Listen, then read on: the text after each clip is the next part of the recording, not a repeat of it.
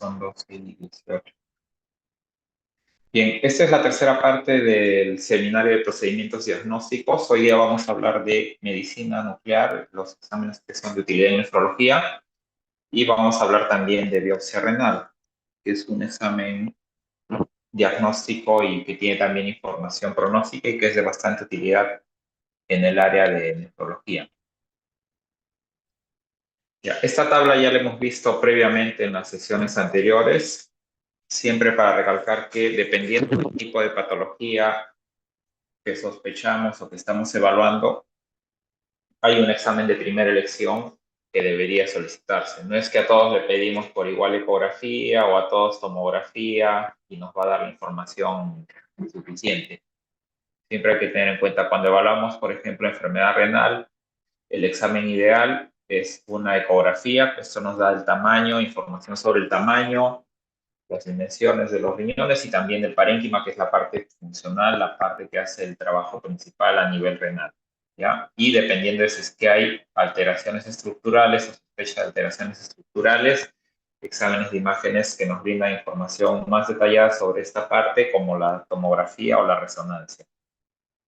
Y habíamos mencionado que hay exámenes que tienen una función para evaluar más de forma más dinámica, por ejemplo, en casos de pacientes que tienen una enfermedad renovascular o una hidronefrosis que necesita clarificarse. Estos son los exámenes que se realizan con medicina nuclear, que vamos a hablar hoy día justamente de esta parte, de este tipo de evaluación.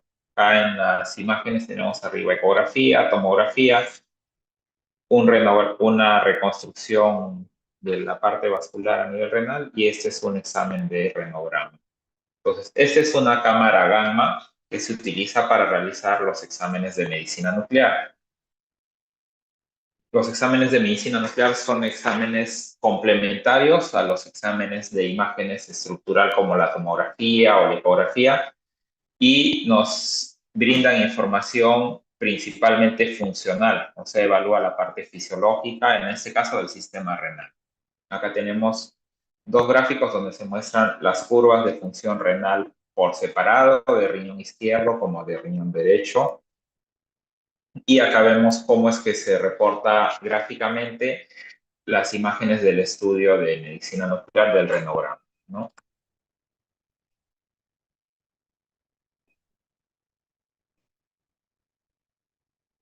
A ver, un minuto.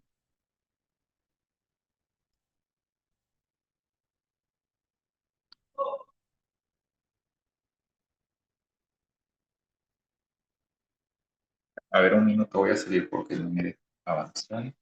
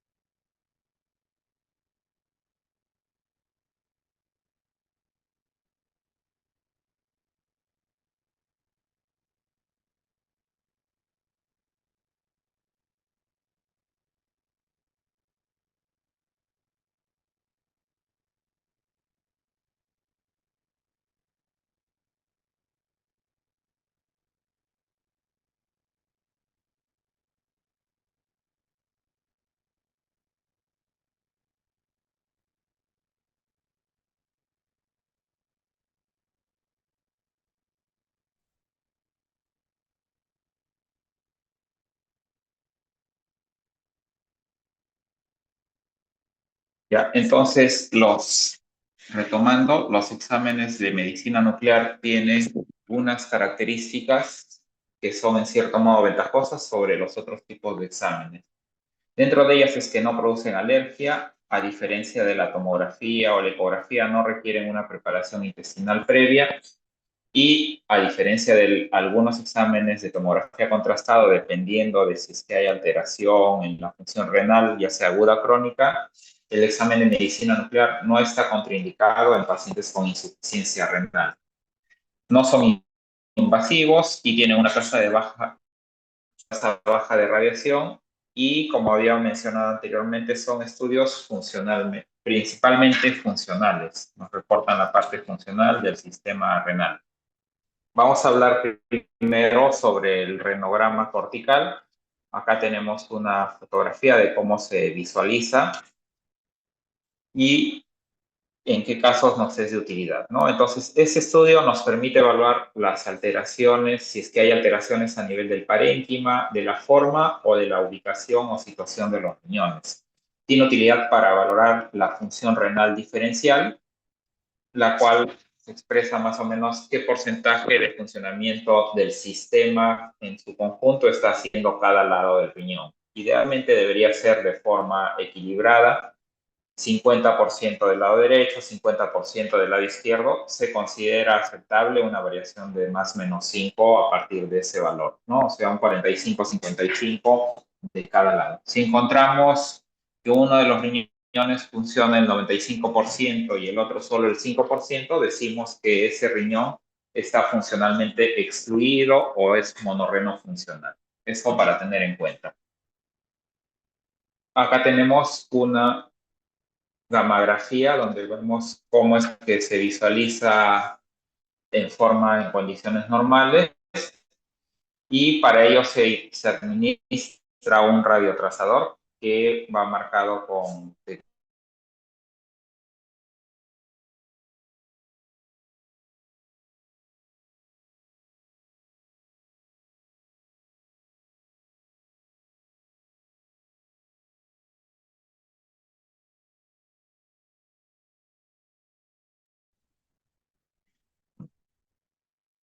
Ya, les decía que se administra un radiotrazador que va marcado con tecnesio 99 y luego se tiene la adquisición de las imágenes que se hace posteriormente a las 2 a 4 horas de la administración de este trazador.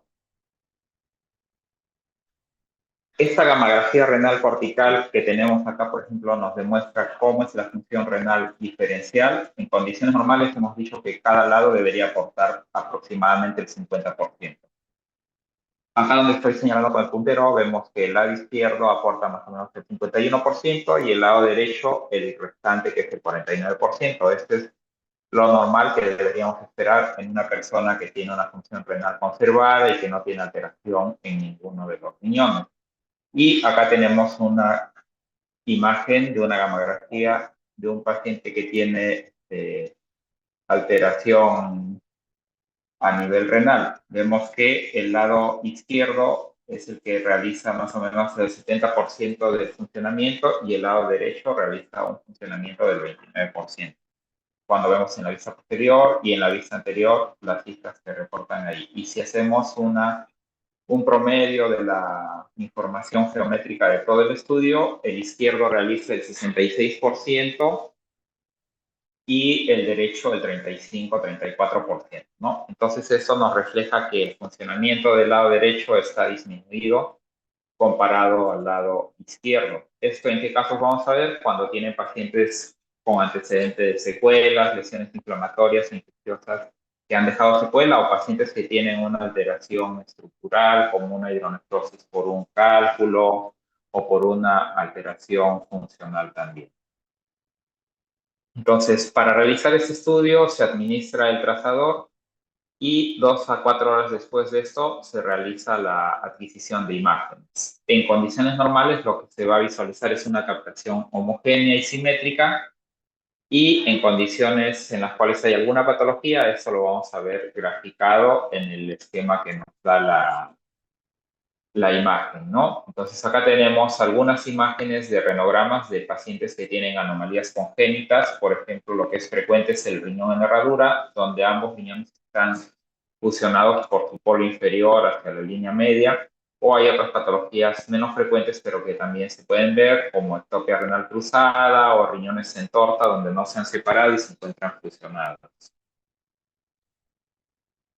Y en caso de cuadros inflamatorios, infecciosos sobre todo, se va a ver que hay una disminución de la captación focal del trazador. Eso se ve graficado como tenemos acá en la imagen que está señalada con la flecha donde está el puntero, ¿no? Se ve que hay una disminución de la captación a nivel del polo superior de este riñón derecho, o hay múltiples zonas de captación disminuida en este caso, dependiendo de qué tan extenso es el proceso inflamatorio y si es uni o bilateral, ¿no?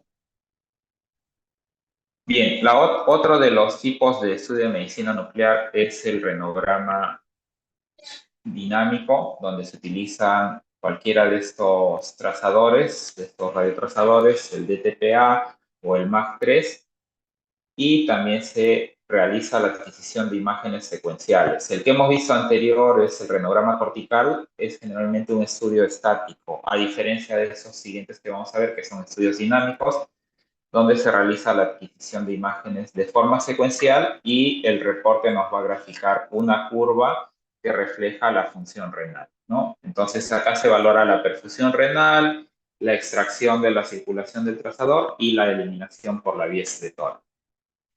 Esto es como se grafica, como se reporta un renograma de una persona que tiene función renal normal. Hemos dicho la función renal diferencial más o menos entre 50 más o menos 5, que en este caso está 45, 44, 56, casi dentro de lo esperable. Y se va a graficar estas curvas que vemos acá donde estamos con el puntero, que tiene tres fases. Una fase de una pendiente que refleja la perfusión, una fase de una pendiente mínima entre 45 y 60 grados que refleja la depuración y luego una fase de excreción que presenta una caída exponencial en la última parte, que es de una caída suave, ¿no? Entonces, y hay también algunas definiciones que es importante conocer, como el tiempo máximo, que es el pico o el periodo de mayor radiactividad, y el T medio, que es el tiempo que toma cada riñón en disminuir la concentración del trazador al 50%. Generalmente esto debería verse alrededor del minuto 7. Es importante tener esos tiempos en cuenta porque si es que hay patologías como la obstructiva, vamos a ver que estos tiempos están alterados, ¿no? Entonces, ahí tenemos el renograma diurético y el renograma con captopril o el test con captopril. El renograma diurético es útil para el estudio o la evaluación de la uropatía obstructiva y nos permite diferenciar de forma no invasiva si es que hay una obstrucción asociada, si es que hay una dilatación asociada a una obstrucción estructural, como en el caso, por ejemplo, de una litiasis urinaria, o si es que hay una dilatación sin obstrucción, como en el caso de pacientes que tienen una vejiga neurogénica. En casos de pacientes que tienen una alteración o una función renal muy disminuida o la dilatación es muy marcada, los resultados pueden ser falsos positivos para obstrucción. Acá tenemos tres escenarios. Dilatación sin obstrucción, que hemos dicho en los casos, por ejemplo, de un problema funcional en la vejiga, una vejiga neurogénica en pacientes que tienen antecedente de mielopatías, mielomeningocele o vejiga neurogénica en diabéticos. O tenemos también pacientes que tienen una dilatación asociada a obstrucción. Lo más característico es en caso de litiasis o en pacientes que tienen una obstrucción parcial. ¿Cómo es que se va a visualizar estos renogramas con furosemida, con diurético? Cuando hay una dilatación asociada a una obstrucción, el tiempo del T medio va a ser mayor a 20 minutos, ¿no? Entonces, si es que es menor a 10 minutos, es una obstrucción funcional y en un rango intermedio entre 10 a 20 se cataloga como indeterminada, ¿no? Acá tenemos un ejemplo donde vemos que el riñón izquierdo está prácticamente excluido, lo que mencionábamos. Este estudio de renograma nos permite evaluar la función renal diferencial también. El derecho es el que hace el 95% del trabajo y el izquierdo hace el 5% del trabajo. Entonces, después que se administra el diurético, hay una respuesta que está ahí más o menos con un T medio alrededor de los 5 minutos. Habíamos dicho que si es menor de 10 minutos es una dilatación sin obstrucción. En el caso de este paciente era debido a la presencia de una vejiga neurogénica. Por eso es que puede haber dilatación en esos casos, pero no hay físicamente una obstrucción, a diferencia de los pacientes que tienen una litiasis renal, por ejemplo, ¿no? Entonces, eso veríamos, el característico sería el gráfico de acá, que estoy señalando, que es el gráfico C, donde hemos dicho el té medio es más de 20 minutos. Acá, por ejemplo, se administra el diurético y pese a ello el té medio sigue prolongado en más de 30 minutos. Entonces, esto ya nos hace sospechar de una dilatación asociada a un cuadro obstructivo. Bien, y el otro estudio funcional importante es el renograma con captopril, donde nos brinda información importante para evaluar pacientes que tienen enfermedad renovascular, donde vamos a encontrar estenosis de las arterias renales que puede ser bilateral o unilateral. Entonces, en estenosis de arteria renal, la perfusión se encuentra comprometida y eso va a producir un incremento de la presión arterial sistémica. Este es característico, ya sabemos que pacientes que tienen enfermedad renovascular característicamente tienen cifras de presión bastante elevada y que son difíciles de controlar, no responden a tratamiento antihipertensivo con monoterapia. Requieren varios antihipertensivos, que pueden ser 3, 4 o hasta más antihipertensivos para lograr el control. Eso es característico.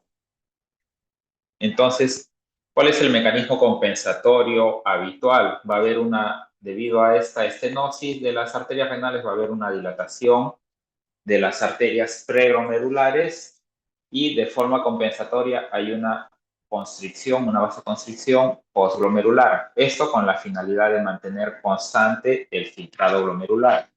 El captopril, como sabemos, actúa inhibiendo la enzima convertidora de angiotensina y esto va a bloquear el efecto de la angiotensina produciendo una vasodilatación, es decir, va a bloquear este efecto compensatorio. Al bloquearse esta constricción compensatoria, lo que va a ocurrir es una disminución del filtrado glomerular. Y eso también se va a ver graficado cuando hacemos el estudio con el renograma con captopril. Entonces, este es un paciente que está con una enfermedad renovascular que, como sabemos, de forma compensatoria hay una vasoconstricción a nivel arteriolar para mantener la función renal. Pero cuando administras el captopril, se bloquea este mecanismo compensatorio y entonces hay una caída en la filtración glomerular y eso se ve reflejado en una prolongación del tiempo de la curva, en este caso del lado derecho. ¿Por qué? Porque la función renal ha caído, ha disminuido, entonces la expresión está más lenta, más prolongada, ¿no? Ahí es donde tenemos utilidad para aplicar el test de el renograma con captopril en pacientes en los cuales tenemos sospecha o duda de una enfermedad renovascular o estenosis de las arterias renales. Ese es otro ejemplo donde tenemos un paciente en el cual se ha hecho un procedimiento terapéutico. Entonces, a la izquierda tenemos un paciente donde se le administra el captopril, el YECA, y vemos la curva característica de un paciente que tiene una enfermedad renovascular. Se prolonga la curva de expresión y acá tenemos ya posterior a la angioplastía. La angioplastía, como saben, es identificar la zona de estenosis o estrechez u oclusión y abrirla mediante la intervención con un balón terapéutico, ¿no? Entonces, al abrir esto, ya se pierde o se corrige esta obstrucción de la arteria renal y entonces la curva de excreción, la curva de perfusión va a ser normal, que es lo que se ve graficado en esta imagen, ¿no? Entonces ahí, incluso administres o no el captopril, ya el mecanismo compensatorio está restituido, por lo cual no va a haber el efecto que vemos habitualmente cuando tenemos una hipertensión renovascular. Bien, no sé si hay alguna duda en esta primera parte antes de continuar con la segunda parte de la presentación, que es biopsia renal.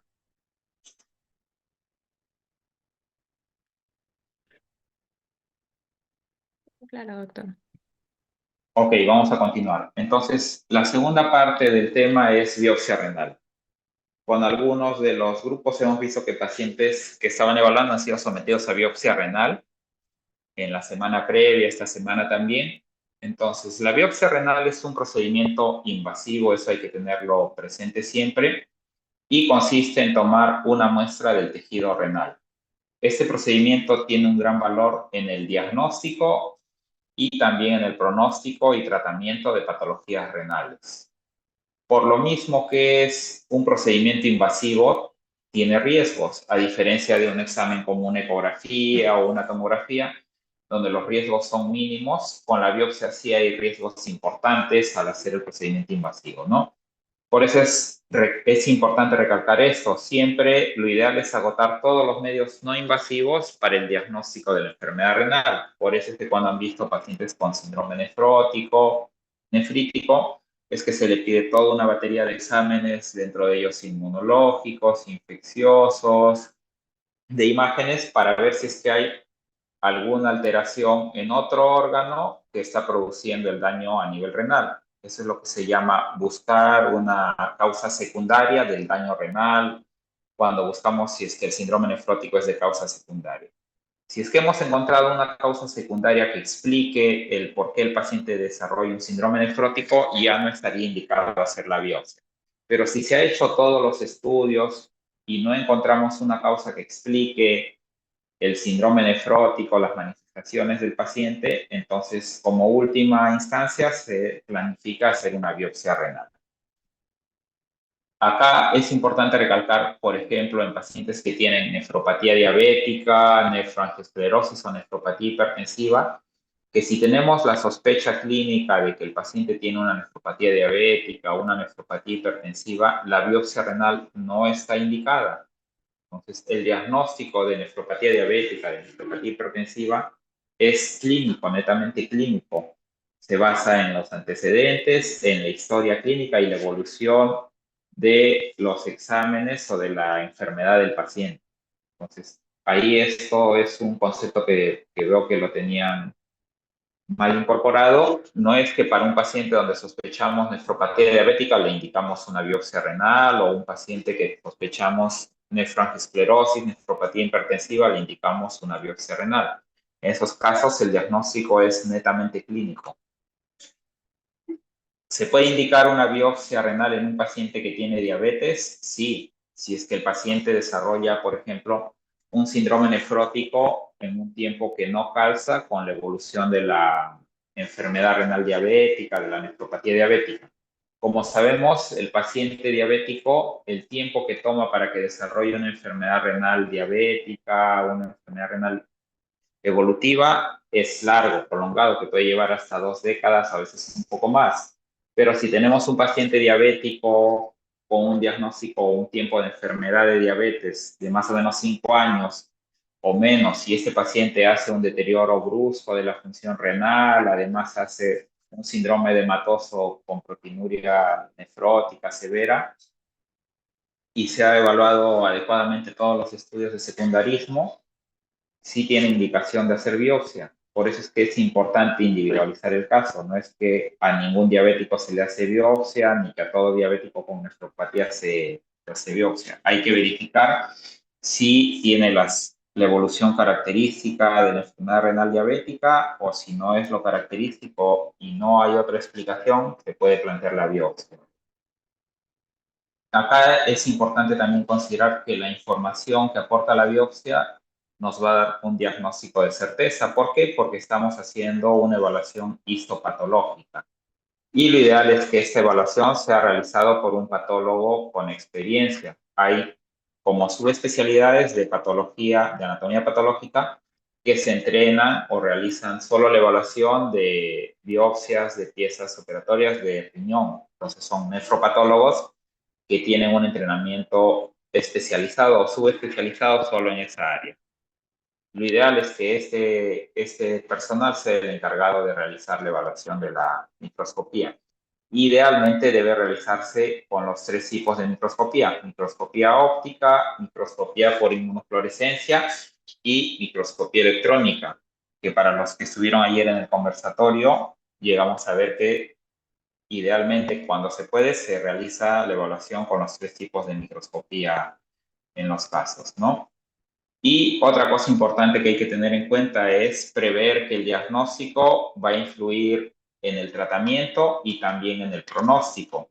Si es diferente que encontremos una biopsia que reporta que hay una esclerosis más del 50-60% a una biopsia que reporte que hay esclerosis menos del 10%, ¿no?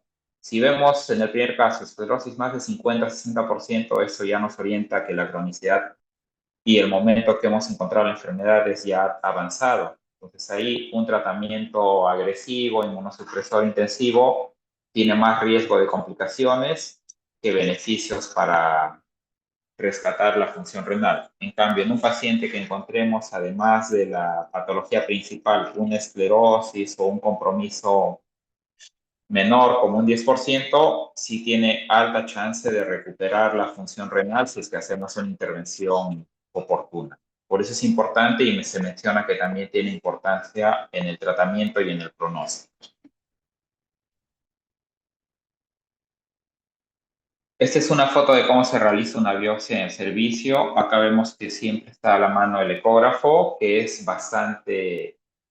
de bastante ayuda y utilidad porque nos permite visualizar en tiempo real cuando se está ingresando a realizar cuando la aguja está ingresando al riñón. Más adelante tenemos un esquema, ya. Entonces, acá. Entonces, se realiza la ecovisión con el ecógrafo en tiempo real y con eso vamos visualizando que la aguja de biopsia ingrese hacia el polo inferior del riñón para tomar las muestras. ¿Ya? Entonces, ¿en qué casos tenemos indicación de biopsia? En pacientes que tienen síndrome nefrótico, acá se recalca pacientes adultos. ¿Por qué? Porque en pacientes pediátricos la causa más frecuente del síndrome nefrótico es la enfermedad de cambios mínimos. Eso es más del 80% de los casos y ahí generalmente hay respuesta a corticoides. Como ya se sabe que es así, salvo que no sea lo característico, no se hace biopsia en pacientes pediátricos con síndrome nefrótico. En pacientes que tienen una proteinuria no nefrótica, pero significativa, una proteinuria, por ejemplo, más de 1 gramo y que además tiene alteraciones renales, en pacientes que tienen un síndrome nefrítico o pacientes que tienen una hematuria aislada, o una insuficiencia renal aguda de una etiología no filiada donde no se ha determinado la causa exacta. O en pacientes que tienen una enfermedad renal crónica también de causa no filiada, pero dependiendo de la severidad de la enfermedad renal crónica. No es que a toda enfermedad renal crónica se le hace biopsia. Así como hay indicaciones, hay también contraindicaciones. Dentro de ellas son algunas las más obvias, como que haya una alteración en la coagulación, o pacientes que tengan una hipertensión arterial no controlada. Si tienen una infección urinaria o una infección dérmica de la zona perirrenal o de la parte por donde se va a hacer la punción, también es una contraindicación. Al igual que si el paciente tiene una anemia severa, tiene una deshidratación o si es que tiene un riñón único, que es una contraindicación relativa, del mismo modo que la obesidad o un índice de masa mayor de 30 es una contraindicación relativa. El tamaño renal reducido también es una contraindicación para biopsia o la presencia de quistes corticales, pacientes que tienen poliquistosis son contraindicaciones para biopsia, al igual que hidronefrosis o un paciente que no colabora, ¿no? Son contraindicaciones para hacer una biopsia, algunas son relativas y otras son absolutas. Y dentro de los requisitos que va de la mano con las indicaciones y contraindicaciones, tener un estudio de coagulación normal, tener una presión arterial controlada, un cultivo de orina negativo o estéril y una evaluación ecográfica previa donde se haya identificado el tamaño, la forma y la posición de ambos riñones.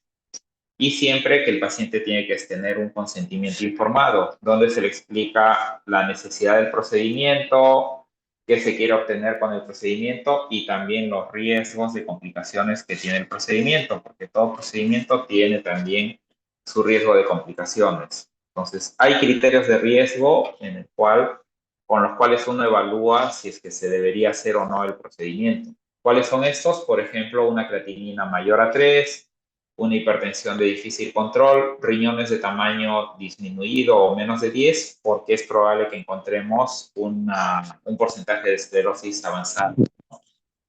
Del mismo modo, la cortical o el parénquima disminuido, la edad superior a 65, que es un criterio de riesgo, pero no una contraindicación. Infección por VIH, que también tiene una mayor predisposición al sangrado, o rechazo a recibir transfusiones, por el riesgo o por el tema del manejo de las complicaciones potenciales. Entonces, ¿cuáles son esas complicaciones o por qué es que se plantea que el estudio de biopsia renal se debe realizar cuando se ha agotado todos los estudios no invasivos para secundarismo? Porque la biopsia, si bien nos aporta información valiosa, diagnóstica y pronóstica, también tiene riesgos, ¿no? Lo más frecuente es que haya dolor, que haya hematoma, que haya hematuria, pero también el paciente puede incluso morir cuando se le realiza una biopsia. ¿Por qué? Porque puede haber complicaciones fatales, una anemia, una complicación como sangrado anemizante, que a veces tiene que ir a un procedimiento para contrarrestar la complicación, como una embolización, o en casos más severos una nefrectomía, o a veces si es que estas complicaciones no se identifican a tiempo, el paciente puede hacer un shock hemorrágico y si no se logra controlar la hemorragia, el paciente puede fallecer. O sea, y eso está descrito, estas son series multicéntricas de diferentes países. Por ejemplo, acá se hace un metaanálisis y una revisión sistemática de más o menos 120.000 biopsias y de acá se saca esta tasa de más o menos uno de cada 1.667 pacientes que fueron sometidos a biopsia fallecen, ¿no? O sea, no es que sea un procedimiento inocuo, por eso es que se menciona que debería hacerse cuando se ha agotado todos los procedimientos no invasivos. Y las otras complicaciones que son frecuentes, el hematoma, una anemia con sanguínea o soporte transfusional o alguna intervención. Si bien son complicaciones que se presentan en menor frecuencia, son complicaciones que tienen alto riesgo de implicancias, ¿no? Entonces, este es otro estudio multicéntrico en un grupo italiano donde se evaluó las complicaciones en 270 pacientes, ¿no? Dentro de ellas se consideraron complicaciones mayores, el requerimiento, la caída de hemoglobina de más de dos puntos, una hematuria macroscópica, la necesidad de transfusiones sanguíneas, la presencia de complicaciones como fístulas arteriovenosa o el requerimiento de algún procedimiento invasivo para controlar el sangrado, dentro de ellas angioplastia, embolizaciones o nefrectomías. Y hay factores de riesgo que asociaron mayor riesgo de complicaciones, como el incremento de creatinina, que el paciente tenga una enfermedad hepática o el número de punciones que se realiza para tomar la muestra. Esto es cómo se ven las muestras. Lo que se toma es un cilindro. Este es un cilindro de una biopsia renal. Y esto se va a cortar para enviar las muestras a los diferentes tipos de microscopía. Microscopía de luz o microscopía óptica, que es el mayor porcentaje de la muestra, y la inmunofluorescencia. Y para la microscopía electrónica, donde se evalúa habitualmente 1 a 2 glomérulos, se corta una parte pequeña de la muestra. Idealmente deberíamos tener dos cilindros o dos que se realiza con dos funciones para enviar a evaluar a la microscopía. Entonces, mucho ayer, seguro, o en los conversatorios previos, idealmente, y como hemos mencionado, una biopsia renal debería tomarse y debería evaluarse con los tres tipos de microscopía: la óptica, la inmunofluorescencia y la electrónica. ¿Por qué? Porque hay patologías que con la microscopía óptica es suficiente realizar el diagnóstico. Hay patologías en las cuales en la óptica puede estar aparentemente normal, pero cuando uno hace la inmunofluorescencia tenemos el hallazgo característico y diagnóstico, o hay patologías en las cuales la óptica, la inmunofluorescencia es normal y solo se puede visualizar la alteración o el problema a nivel electrónico, a nivel de microscopía electrónica, y es así como se hace el diagnóstico, ¿no? En el Perú solo tenemos disposición de un microscopio electrónico para evaluación de biopsias en el Hospital del Niño de San Borja, ¿no?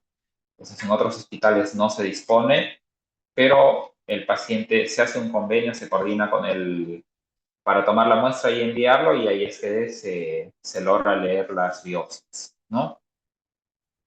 Bien, ¿alguna pregunta o alguna duda, chicos?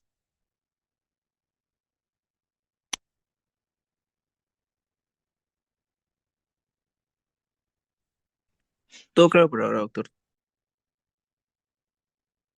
Ok, vamos a concluir ahí entonces. Estoy enviando en el mensaje un cuestionario. Ya.